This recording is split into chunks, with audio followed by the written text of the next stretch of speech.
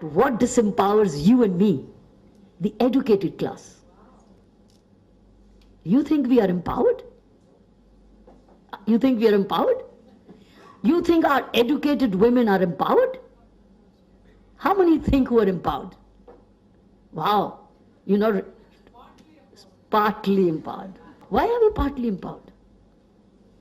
Where does a part empowerment begin?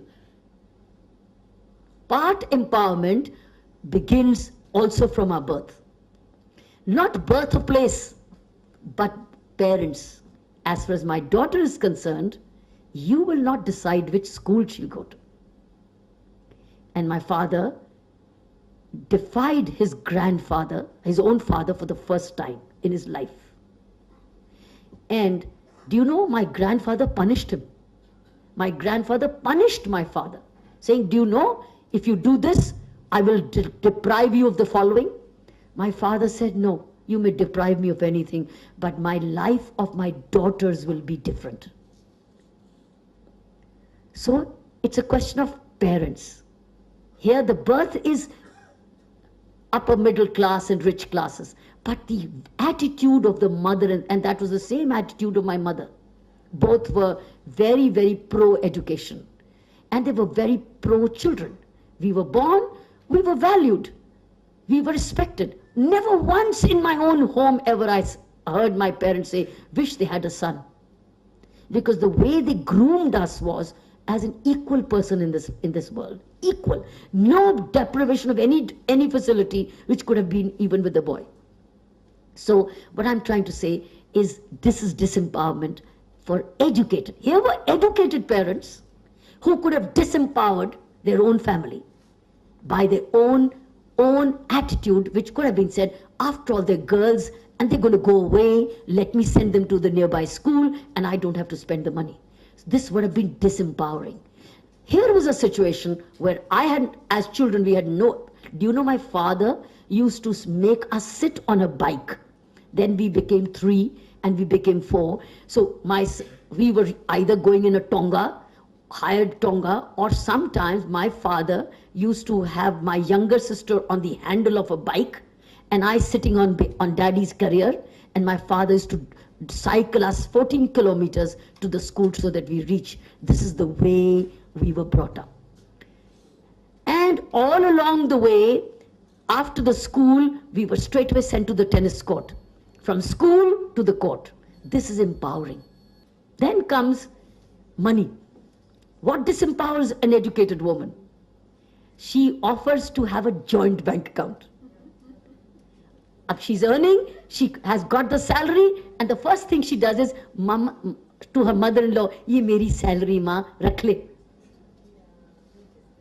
And there's a joint account, and she surrendered, thinking, meri salary hai, I owe it to my mother-in-law now to keep it, or my husband has a joint account where there's no mother-in-law. I neither gave it to my mother-in-law, nor to my husband. I kept it in my own account, but I brought a gift for my mother-in-law. Because I liked her. She's a good woman. So I said, Biji, main aapke liye ye sari lai hu.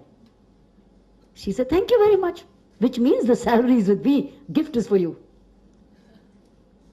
So from the first month, I did not disempower myself economically. I've seen many women after marriage in a conflict. What do I do? Do I give my salary to my husband? Do I give it to my in-laws? Do I keep it? And I feel a guilt. But that doesn't mean I wasn't contributing to the house.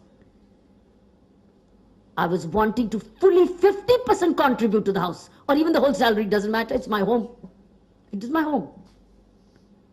But nobody has to tell me to do it. It's my home. I will do it because I love to do it. But don't make me do it because I'm a woman. I'll not get disempowered. So financial disempowerment happens. Why? Because the women do not have confidence from the education they get. Our education does not make them courageous and question certain outmoded practices. They're afraid, kya hoga? Sara din dar ke. They're all afraid all the time. Then comes reproductivity. I'm a police officer in uniform. I must decide, because I'm the one who's going to produce the baby. And I'm in uniform. My husband is not. So when I reproduce, I lose that full 1 year of my profession. I get out of size. My uniform gets off me. My promotion is handled. So me and my husband said, well, let's save first 3 years. Let me get my senior scale. We'll talk about the motherhood after 2 to 3 years. We agreed on that. We mutually agreed to space the baby. And then, when it happened, when the baby was born, it was also decided that I can't reproduce again and again. Is one enough? We both agreed one is enough. And I told him, if you want another, let's adopt another. I don't mind that. If you wish, we have a daughter, you want another child, we can go to the orphanage and adopt a child. I'll be very happy. He said, no, for me, one is enough. That's empowerment.